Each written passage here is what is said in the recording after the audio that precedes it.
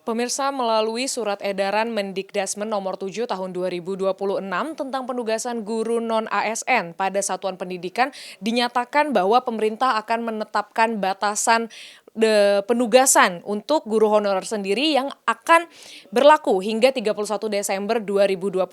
Banyak pihak khawatir karena kebijakan ini bisa saja hanya mengubah status administratif tanpa memperhatikan jaminan gaji serta jaminan kehidupan untuk guru honorer ke depannya. Lantas bagaimana Komisi 10 sendiri memastikan nasib guru honorer ini dan memastikan tidak terjadi kekosongan tenaga pendidik di daerah setelah kebijakan ini berlaku? Untuk membahas itu saya di sini telah bersama dengan Bapak Habib Syarif Muhammad selaku anggota Komisi 10 dari fraksi PKB Dapil Jawa Barat 1. Halo Bapak, selamat siang. Selamat siang.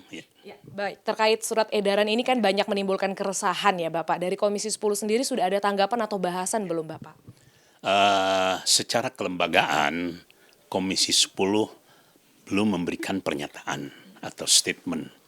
Kita sudah menghimbau dan nampaknya statement-statement yang ada atau klarifikasi yang ada lebih banyak bersifat individu, pribadi-pribadi. Nah, mungkin saya perlu memberikan penjelasan secara utuh bahwa adanya rencana untuk tidak memberikan kepada honor kepada guru honor itu berangkat dari undang-undang yang dikeluarkan oleh Kemenpan RB. Nah, ini yang perlu dipahami. Nah, untuk mengatasi gejolak yang ada, Kementerian Pendidikan atau Kemendikbud Dasmen akhirnya mengambil satu langkah dalam bentuk keluarnya surat edaran nomor 7 tahun 2026. Nah, ini sangat ad hoc sifatnya, sangat sementara. Karena walaupun bagaimana surat edaran itu dalam hierarki hukum itu di bawah undang-undang. Dan tadi saya katakan ini mungkin sifatnya hanya menanggulangi dalam waktu yang jangkanya jangka pendek.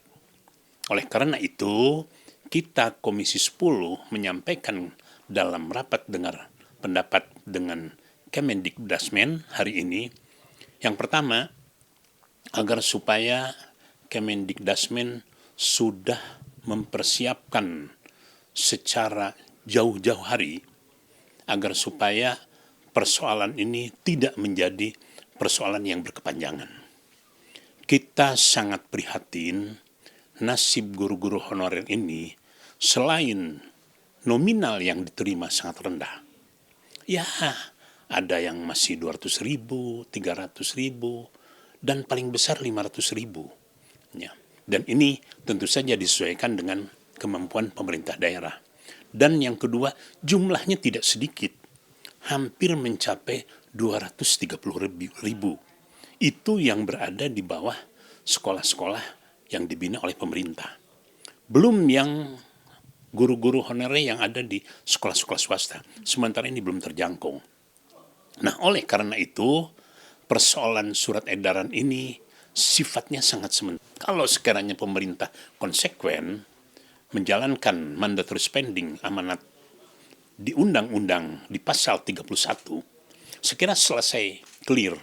Jangankan guru honorer, sekolah-sekolah siswa-siswa yang ada di SD, SMP, SMA mungkin bisa gratis, termasuk yang bersekolah di swasta.